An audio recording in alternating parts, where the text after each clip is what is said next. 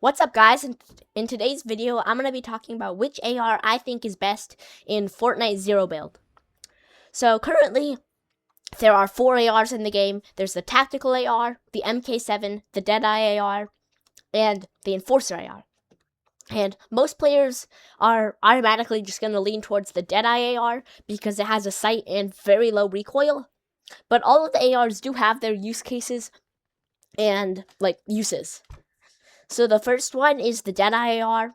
I think we all know what this one is. It's been in since the beginning of Chapter 7. It's just a very consistent red dot AR. It has a very clean sight. It has decent hipfire and, no recoil at all, so it feels really good to use at range. But, yeah, it's the all-round really good AR. And it's what most players, I think, are going to be choosing this season because of its just versatility. It's the only AR that's really good with aim down sights in air because it has the sight and you can aim down sights in air and put it to really good use in the air. Thing with the MK7 is it does have a red dot sight, but Fortnite forgot to add the aim down sights in air feature to the MK7, so you can't do that. You can't hit shots in the air with the MK7 because you can't aim down sights. Anyways, I think the Deadeye AR is going to be the choice for most people.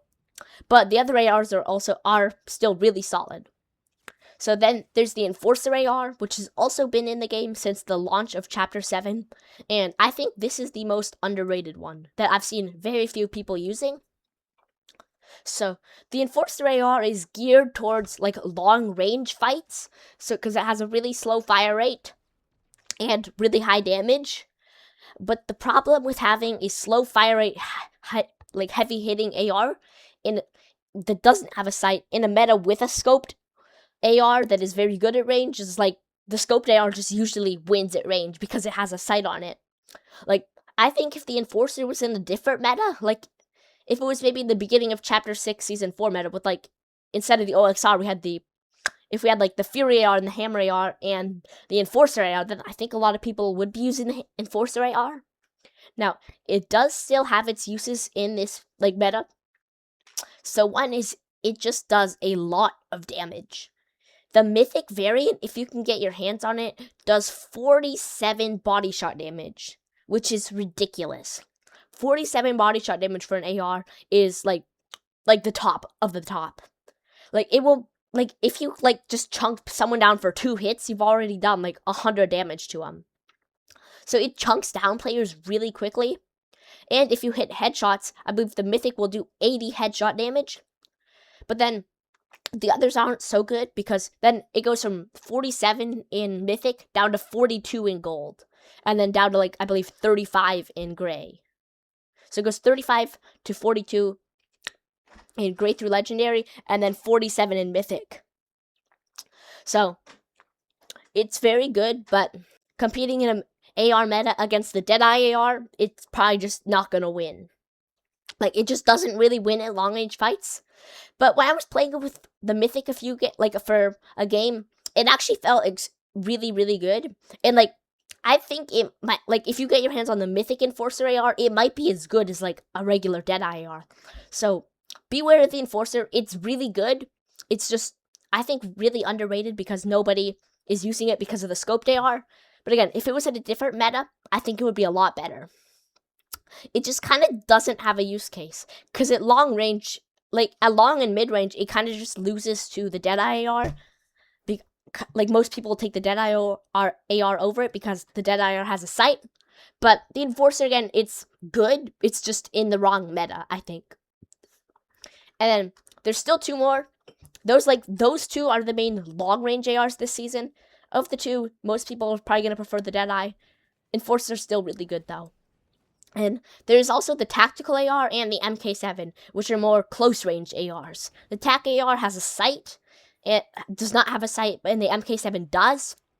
But basically, the Tactical AR has a fire rate of 7 and the same damage as the Deadeye AR. So I believe it has the exact same damage as the Deadeye AR across all rarities with a fire rate of 7, and it has, very low bloom. So it feels consistent, but at long range, it just kind of doesn't feel great to fight the Deadeye AR or even the Enforcer AR because it just kind of lacks a range. but it excels as a pump swap weapon because of its high fire rate and really accurate hip fire. It excels as a pump swap weapon, and it excels in close medium range fights. In medium range fights, it kills really fast, and it also feels like by far the best of these ARs as a pump swap weapon. So, like the tactical AR, I think it's really good. It's worth using if you want like more of a pump swap weapon. Also, I think it would complement. It's also a very good complement to a sniper. Like if you want to run the sniper for long range and then just run like the tac ARs of more mid-range coverage, like that setup will work pretty well.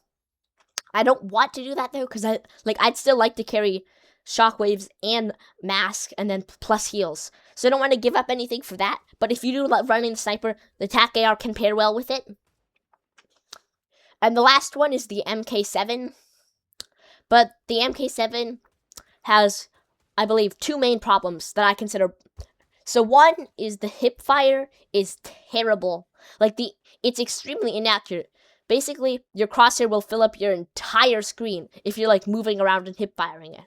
So it's essentially useless to hip fire. And if you're going to run the MK7, you need like a swap weapon. You need like the twin hammers or the sovereign shotgun, because you can't use it as a swap weapon because of the hip fire.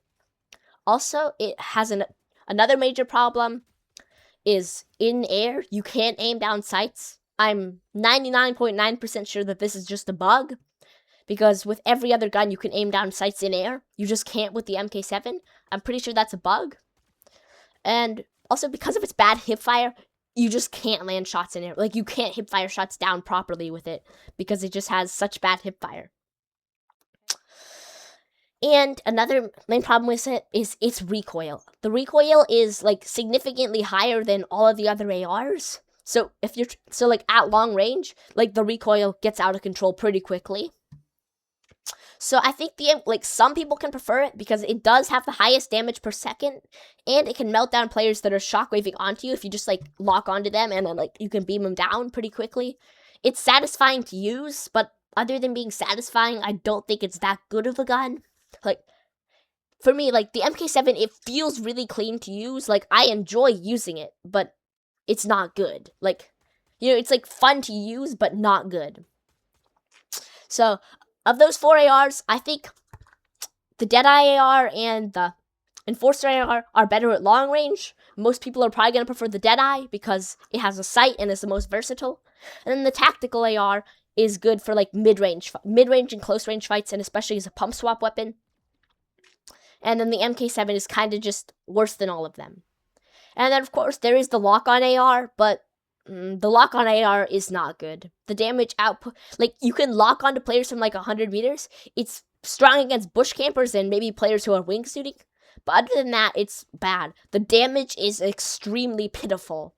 It does 13 body shot damage, so 39 per burst. 39 per burst is really pitiful. Like, the damage is pitiful. It feels like it takes so long to melt players down with, because you need to be like exposed for a while to be able to get all 4 bars to lock on with the lock-on AR. And if a player's exposed for that long anyways, you could probably just do more damage with a regular AR. Like, they have to be exposed for so long for you to get all 4 to lock on. You could just do more damage with any of the other 4 ARs. Anyways, lock-on AR is not good. Tell me in the comments which of these ARs you prefer and which one you'll be using this season. Anyways, bye.